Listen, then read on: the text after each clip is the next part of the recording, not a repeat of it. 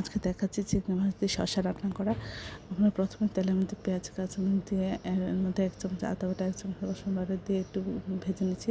সামান্য লবণ হলুদ মরিচের গুঁড়া দিয়ে চিংড়ি মাছ মাখিয়ে রেখেছি, সেটা এর মধ্যে দিয়ে বেছে নেব।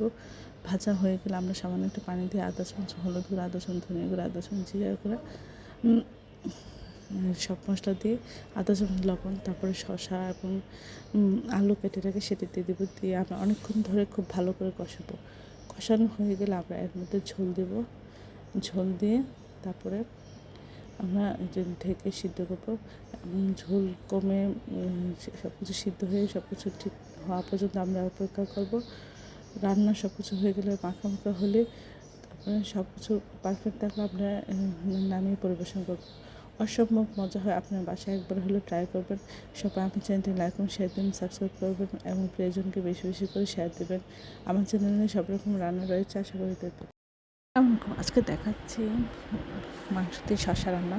অসম্ভব মজা। আমরা তেলের মধ্যে পেঁয়াজ কাঁচামরিচ দিয়ে এর মধ্যে আধা চামচ আদা বাটা, আধা চামচ রসুন বাটা দিয়ে একটু ভেজে নিচ্ছি। নিয়ে তারপরে আমরা এর মধ্যে একটু সামান্য পানি দিয়ে আধা চামচ লবণ, আধা চামচ হলুদ গুঁড়ো, আধা চামচ ধনিয়া গুঁড়ো, আধা চামচ জিরা গুঁড়া এবং 2টা তেজপাতা, 2টা দারুচিনি আর সামান্য এলাচ গুঁড়ো দিয়ে আমরা এখানে মাংসগুলো ঢেলে দিয়েছি। দিয়ে আমরা কিছুক্ষণ খুব ভালো করে একটু কষিয়ে নেবো। আমরা একটু ঝোল দিয়ে ঢেকে বারবার নেড়ে ছেড়ে অনেকক্ষণ ধরে কষিয়ে নেবো। তারপরে এখানে কেটে রাখা শসা দিব। শসাটাও অনেকক্ষণ ধরে আমরা কষিয়ে নেবো। তারপরে এখানে ঝোল দিয়ে আমরা ঢেকে দেবো।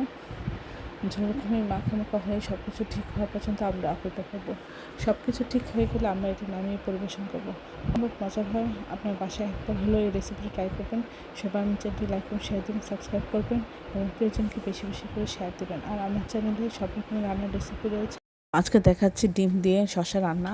আমি প্রথমে ডিম একটা পোস্ট করে নিব, নিয়ে এভাবে ছোটো ছোটো টুকরা করে আমরা কেটে নেব। কেটে আমরা কেটে রাখা ডিমটা আমরা রেখে দিব। দিয়ে এখন আমরা শসাটা রান্না করব। আমরা পাতিলের মধ্যে তেলের মধ্যে পেঁয়াজ কাঁচামরিচ দিয়েছি। দিয়ে আধা চামচ আদা বাটা, আধা চামচ রসুন বাটা দিয়ে একটু ভেজে নিয়ে আমরা এর মধ্যে দিয়েছি আধা চামচ হলুদ গুঁড়ো, আধা চামচ ধনিয়া গুঁড়ো, আধা চামচ জিরা গুঁড়া, আধা চামচ লবণ, সব কিছু দিয়ে আমরা মশলাটা খুব ভালো শসাটা খুব ভালো করে প্রথমে মশলা কষিয়ে নিয়ে তারপরে মশলার মধ্যে শসাটা খুব ভালো করে কষিয়ে নিয়েছি। অনেকক্ষণ ধরে কষিয়ে নিয়ে আমরা এখন ঝোল দিচ্ছি। ঝোলের মধ্যে আমরা কেটে রাখা শসাটা দিয়ে আমরা ঢেকে রান্না করব। তারপরে ঝোলটা কমে মাখা মাখা হয়ে গেলে শসা সিদ্ধ হয়ে সব কিছু ঠিক থাকলে আমরা নামিয়ে পরিবেশন করব। অসম্ভব মজা হয়, এভাবে আপনারা একবার হলে ট্রাই করবেন। বাচ্চারা খুব পছন্দ করে খেতে। সবাই আমার চ্যানেলটি লাইক এবং শেয়ার দিন, সাবস্ক্রাইব করবেন এবং প্রিয়জনকে বেশি বেশি করে শেয়ার